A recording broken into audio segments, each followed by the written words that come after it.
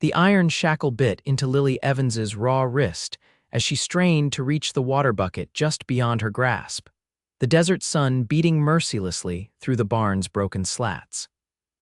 3 months she'd been chained like an animal on Jeremiah Blackwood's remote ranch outside Tucson, Arizona Territory. 1879, 3 months of servitude after the stagecoach robbery that had left her alone and vulnerable in a land where women had few protections and fewer rights. Thirsty girl. Blackwood's voice carried across the barn, cruel amusement lacing his words as he deliberately nudged the bucket with his boot, sending precious droplets spilling onto the packed dirt floor. Maybe you'll learn to be more obliging with your new duties tonight. Lily swallowed her fear, refusing to let him see her tremble. At 22, she had already endured more than most women twice her age orphaned at 16, working as a schoolteacher back east, then traveling west on the promise of a teaching position in California that now seemed like a distant dream. Mr. Blackwood, she managed, her voice hoarse from thirst, I am a free woman, you have no right. His laughter cut her off. Rights, out here, girl, the only rights are what a man takes. He squatted down, his whiskey-soured breath hot on her face. And I took you fair and square when that coach was robbed. Consider yourself fortunate the others weren't so lucky. The memory of gunshots still haunted her dreams. Blackwood wasn't the one who had robbed the coach. He'd found her wandering dazed afterward, offering help only to bring her to this isolated hell. My business associates arrived tonight, he said, straightening his vest. You'll be presentable or you'll regret it. Tears threatened as he strode away, but Lily blinked them back. She had to escape. The lock on her shackle was heavy and well made, the chain bolted to the barn wall. She tried everything, rocks, nails, even attempting to pry loose the bolt, but nothing worked. As dust motes danced in the late afternoon sunlight, she heard hoofbeats approaching. Blackwood's associates arriving early. Panic rose in her throat. She'd heard enough of Blackwood's plans to know what fate awaited her: to be sold to a brothel in some mining town where no one would ever look for a missing schoolteacher. The hoofbeats slowed, then stopped. Voices, Blackwood's angry tone, then another man's, calm and measured. Lily strained to hear, catching fragments about cattle prices and water rights. Not his associates then, but some other business. Minutes stretched into an hour as she huddled against the wall, desperate for the water still tantalizingly out of reach. Finally, the barn door creaked open, but it wasn't Blackwood who entered. A tall figure stood silhouetted against the blinding light. He stepped inside, and Lily saw a young man, perhaps 25, with sun-bronzed skin and eyes the color of summer storms. He wore dusty riding clothes and a worn leather vest, a Colt revolver holstered at his hip. He froze when he saw her, shock registering on his face.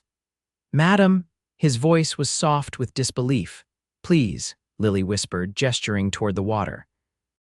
Without hesitation, he crossed to the bucket, knelt beside her, and helped her drink. She gulped greedily, water spilling down her chin and neck, soaking her filthy dress.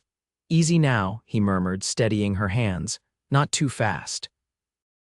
When she'd had her fill, he set the bucket down and examined her shackle, his face darkening.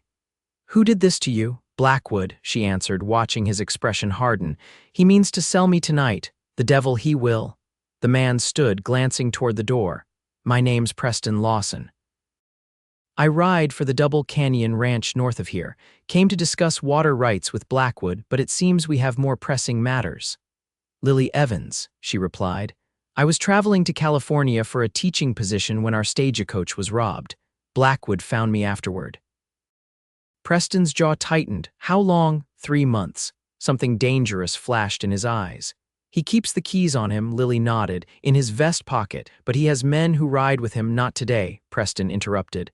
"Saw them head to town earlier. It's just him now." Hope fluttered in Lily's chest, fragile as a desert bloom. "He's armed. So am I." Preston's hand rested briefly on his revolver. "Stay quiet. I'll be back." He slipped out of the barn, leaving Lily trembling with anticipation and fear. Minutes crawled by, each second stretching into eternity. Then shouting erupted from the house, angry voices, the crash of furniture, a single gunshot that made her heart stop. Silence followed, terrible and complete. The barn door opened again. Lily shrank back against the wall, terrified of who might appear. Preston stepped inside, a trail of blood seeping from a cut above his eye but otherwise unharmed. In his hand he held a small iron key. "Did you kill him?" Lily asked, her voice barely audible. "No," Preston answered, kneeling beside her. "Though he gave me cause, he's tied up in his own house." He fitted the key into the lock on her shackle. "The law will deal with him now."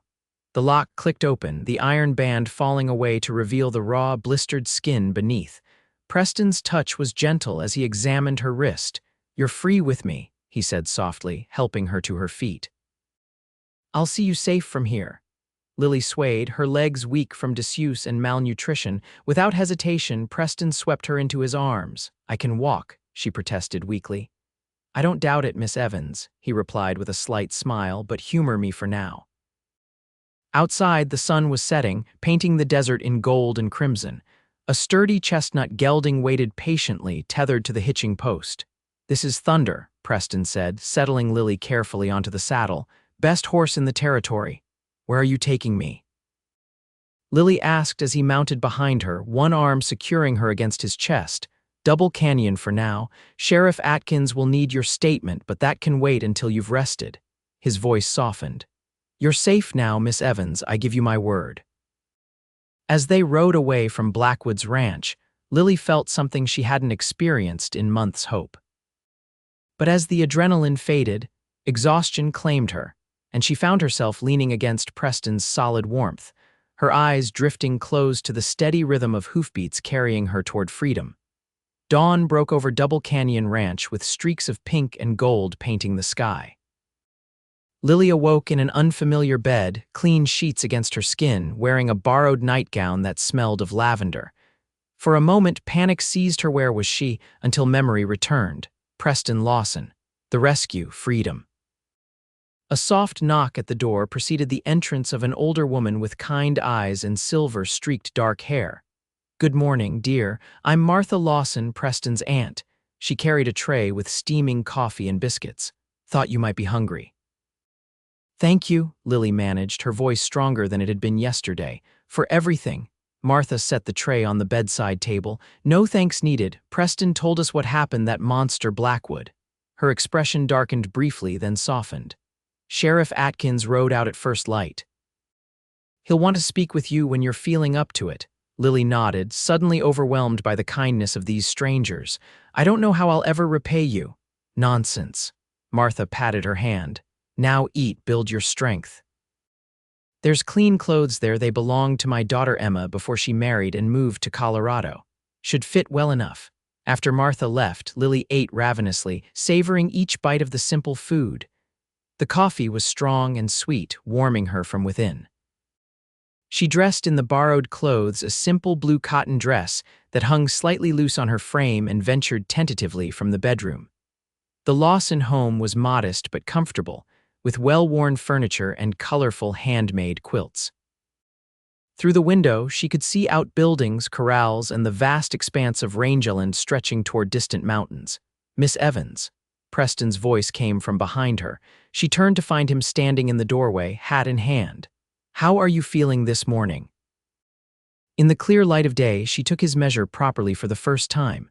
Tall and broad-shouldered, with dark hair that curled slightly at his collar, and those remarkable gray eyes that seemed to shift like storm clouds. A fresh bandage covered the cut above his eye. "Better, thank you, Mr. Lawson," she gestured to his injury.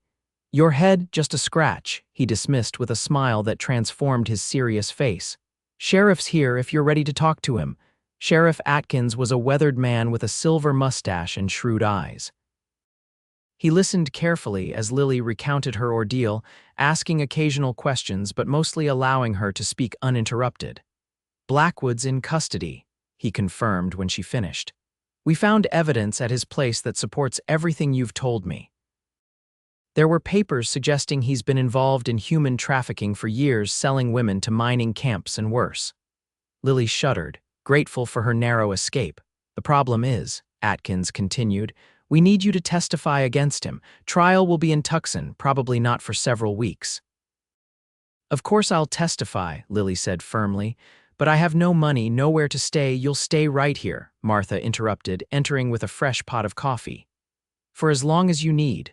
We couldn't possibly impose, Lily began. It's no imposition, Preston said. We've room enough and could use the help if you're willing. Aunt Martha's been saying for years she needs another woman around the place. It's settled then, Martha declared, pouring coffee for the sheriff. Besides, it's the safest place for you. Blackwood has friends who might not take kindly to your testimony. The thought sent a chill through Lily, but she squared her shoulders. I won't be intimidated, not anymore. Preston's approving glance warmed her more than she cared to admit. Over the following days, Lily regained her strength. The raw marks on her wrist began to heal. Though she suspected the scars would remain physical reminders of a nightmare she was determined to put behind her. Martha welcomed her help with household chores, and Lily found purpose in the daily routine of ranch life. She met the ranch hands, weather-beaten men who tipped their hats respectfully and averted their eyes from her healing wrists. A week after her rescue, Preston found her sitting on the porch, watching the sunset paint the landscape in fiery hues. Mind if I join you? He asked, settling beside her when she nodded. Your aunt told me about your uncle, Lily said after a comfortable silence. I'm sorry for your loss. 3 years now, Preston replied, his profile strong against the dying light. Uncle James built this place from nothing. Aunt Martha was determined to keep it going after he passed, and I couldn't let her do it alone. You gave up your own plans, he shrugged. I was riding with a cattle outfit up in Wyoming. Good work, but no roots. Coming here gave me purpose, something that matters. He glanced at her. What about you, Miss Evans? What waits for you in California? Please call me Lily, she said. And I'm not sure anymore. The school position is likely filled by now. She sighed. I left Pennsylvania with such dreams, independence, adventure, making a difference by educating children on the frontier. Admirable goals, Preston said. There's need for teachers here in Arizona Territory too, you know. The thought had occurred to her as well, though she hesitated to acknowledge the appeal. Perhaps, once the trial is over. They fell silent again, watching as the first stars appeared in the deepening blue sky. Thank you, she said suddenly. Not just for rescuing me, but for this, she gestured to the ranch around them, for making me feel human again. Preston's hand moved to cover hers, the touch warm and tentative. You never stopped being human, Lily, not even in chains. The words touched something deep within her, a recognition that despite everything Blackwood had done, he hadn't broken her spirit. Tears pricked her eyes as Preston's hand remained on hers, neither of them moving as night settled fully over Double Canyon Ranch. The following weeks established a rhythm. Lily helped Martha with household management, discovered she had a knack for the ranch's bookkeeping, and even began teaching reading and arithmetic to the children of nearby ranchers who had no school to attend. Preston was often away from dawn until dusk, working with the cattle, mending fences, and handling the 1,000 tasks required to keep the ranch operating. But evenings found them together on the porch, sharing the day's events, learning each other's stories. She learned he'd been orphaned young, raised by an older brother who died in the war. He'd worked cattle since he was 14, saving every penny to buy his own spread someday. His quiet competence and unwavering integrity drew her to him in ways she'd never experienced before. For his part, Preston found himself lingering at the house more than necessary, finding excuses to be near Lily. Her resilience amazed him how quickly she'd adapted to ranch life, how she'd transformed a corner of Martha's garden into a makeshift schoolroom, how she faced each day with determined optimism despite the shadow of the upcoming trial. You're sweet on her, Martha observed one evening as they watched Lily walk toward the garden, book in hand. Preston didn't deny it. She deserves better than a rough cowboy with dirt under his fingernails. Martha snorted. Nonsense, she deserves a good man who sees her worth. That's you, Preston Lawson, though you're too stubborn to believe it. As the trial date approached, Lily's nightmares returned dreams of chains and Blackwood's cruel laughter. More than once, Martha found her on the porch in the middle of the night, trembling and pale. It was during one such night that Preston discovered her there as well, returning late from helping a neighbor with a difficult calving. Can't sleep, he asked softly, settling beside her on the porch step. Lily shook her head. I keep thinking about facing him in court. Preston's jaw tightened. I'll be right beside you. You don't have to do that, she protested. You've already done so much. I want to, he said simply. The moon cast silver light across the yard as they sat in companionable silence. Finally, Lily spoke. I'm afraid, she admitted. Not just of Blackwood, but of what comes after. I've grown attached to this place, to you and Martha, the children I teach. She looked down at her hands. I'm afraid of leaving. Preston's heart quickened. Then don't. She looked up, her eyes questioning. Stay, he elaborated. The children need their teacher. Martha needs your help. And he hesitated, then plunged ahead. I need you, Lily. These weeks with you have been the best of my life. Preston, I'm not asking for promises, he hastened to add. Just stay after the trial. Give us a chance to see what this might become. Lily's hand found his in the darkness. I'd like that, she whispered. The journey to Tucson took 2 days by wagon. Sheriff Atkins accompanied them, along with 2 deputies' precautions against any attempt by Blackwood's associates to prevent Lily's testimony. The territorial court convened in a newly constructed building that represented Arizona's growing aspirations toward statehood. Inside, Lily felt her courage falter as she caught sight of Jeremiah Blackwood, shackled but still emanating malevolence from the defendant's table. Preston's hand at her elbow steadied her. Remember, he murmured, he's the one in chains now. The trial lasted 3 days. Lily testified clearly and unflinchingly, detailing her captivity, the threats, and what she'd overheard about Blackwood's trafficking operations. Other witnesses corroborated her account, former victims who'd escaped, a ranch hand who'd worked briefly for Blackwood before leaving in disgust, law officers who'd found evidence on his property. Throughout, Preston never left her side except when she took the witness stand. His presence was her anchor, his unwavering support giving her strength she hadn't known she possessed. On the final day, the jury returned after only 2 hours of deliberation. The verdict, guilty on all counts, sent a ripple of satisfaction through the courtroom. The judge sentenced Blackwood to 20 years in the territorial prison, his expression stern as he commented on the particular depravity of the crimes. As Blackwood was led away, he lunged suddenly toward Lily, spitting vile threats. The guards restrained him quickly, but not before Preston had stepped protectively in front of her, his posture making it clear he would defend her with his life if necessary. It's over, he told her as they left the courthouse, his arm around her shoulders. He can't hurt you or anyone else now.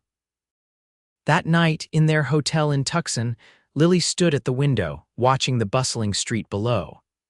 The city was growing rapidly, with new buildings rising and the promise of the railroad bringing unprecedented development. A knock at her door revealed Preston, freshly shaved and wearing a clean shirt. I thought you might join me for dinner, he said. To celebrate. The restaurant was modest but clean, with white tablecloths and a fiddle player in the corner. Over steaks and potatoes, they spoke not of the trial but of the future. I've been thinking, Preston said, pushing his empty plate aside. The schoolhouse needs repairs before winter. We could add on a proper residence for the teacher, too. Lily smiled. Are you offering me a permanent position, Mr. Lawson? I'm offering you whatever you want, Miss Evans. His gray eyes held her steadily. A teaching position, certainly, but I hope you might consider something more as well. Her heart quickened. More. Preston reached across the table, taking her hand. I know it's fast. We've known each other barely 2 months, but I've never been more certain of anything in my life. He took a deep breath. I love you, Lily. Your courage, your kindness, the way you face each day with hope despite everything you've endured. I'm asking if you might consider a future with me, not right away, but when you're ready. Tears blurred her vision, but they were tears of joy. I love you too, she whispered. I think I have since that first day when you said I was free with you. His smile transformed his face. Is that a yes? It's a yes, she confirmed. Not right away, but soon. I'd like to establish my school properly first, prove I can stand on my own 2 feet. I'd expect nothing less, Preston said, his thumb tracing gentle circles on her palm. Take all the time you need. I'll be waiting. They returned to Double Canyon Ranch 3 days later, the wagon considerably lighter without the burden of the upcoming trial weighing on them. Martha met them with open arms and knowing eyes that took in their clasped hands and shared glances. "About time," was all she said, hugging them both. Autumn arrived, painting the desert in subtle golds and russets. The schoolhouse repairs were completed with the help of grateful parents, and Lily found herself with 15 regular students ranging from 6 to 16 years of age. Teaching filled her days with purpose and joy, while evenings brought the pleasure of Preston's company as they planned their future together. On a crisp November day, with the first hint of winter in the air, Preston took Lily riding to a ridge overlooking the ranch. Below them stretched the buildings, corrals, and grazing lands of Double Canyon, while in the distance, mountains rose blue against the horizon. "I want to show you something," Preston said, leading her to a flat outcropping where a magnificent vista unfolded. "This is the eastern boundary of our land. I thought, perhaps we might build here someday." Lily looked from the breathtaking view to Preston's face, seeing the hope and love written there. "It's beautiful," she said softly. He took her hands in his. "Lily Evans, I promised I'd wait until you were ready. If you're not, I'll understand, but I can't wait another day to ask, will you marry me?" She laughed, joyful and free. "Yes, Preston Lawson, 1,000 times yes." He swept her into his arms, his kiss tender yet passionate, a promise of all they would build together. "No more chains," he whispered against her hair. "Only freedom for both of us." They married on Christmas Day, 1879, in the schoolhouse Lily had made her own. The building overflowed with students, their families, ranch hands, and neighbors who had come to respect the young teacher who had overcome such adversity. Martha wept openly as they exchanged vows, Preston handsome in a new suit, Lily radiant in a cream-colored dress with blue ribbons that matched her eyes. "I promise to cherish your freedom as I cherish you," Preston vowed, sliding a simple gold band onto her finger. "To walk beside you, never above or behind, for all the days of our lives. I promise to build our future with courage and hope," Lily responded, her voice clear and strong. "To love you freely and completely as you taught me was possible when you broke those chains." As snow began to fall outside, a rare and magical occurrence in the desert, they sealed their promises with a kiss that spoke of redemption, of second chances, of love that transforms darkness into light. Spring brought new beginnings to Double Canyon Ranch. Construction began on their home atop the ridge, while Lily's school flourished with additional students as word spread of the dedicated young teacher. On a warm May evening, as they sat on the porch of their nearly completed home, watching the sunset paint the canyon in shades of gold and crimson, Lily took Preston's hand and placed it gently on her stomach. His eyes widened in wonder. "Are you certain?" She nodded, her smile radiant. "Doctor." "Bennett confirmed it yesterday. By Christmas, we'll be 3. Preston gathered her close, his joy too profound for words. From chains to freedom, from despair to hope, from loneliness to family, their journey had only just begun. As stars appeared in the darkening sky, Lily rested her head against her husband's shoulder, marveling at how fate had brought them together. A cruel master's chains had led her to true freedom in the arms of a man who saw her strength even when she couldn't see it herself. "What are you thinking?" Preston asked, stroking her hair. "That sometimes the darkest paths lead to the brightest futures," she answered, "and that I wouldn't change a single step that brought me here to you." His kiss was gentle, a promise renewed each day. "You're free with me," he whispered, the words that had once offered salvation now a testament to the love they had built together. Always and forever. And as the desert night embraced them, Lily knew with absolute certainty that the chains of her past had been transformed into the unbreakable bonds of love, bonds that would hold them together through all the adventures and challenges that awaited them in the wild and beautiful land they now called home.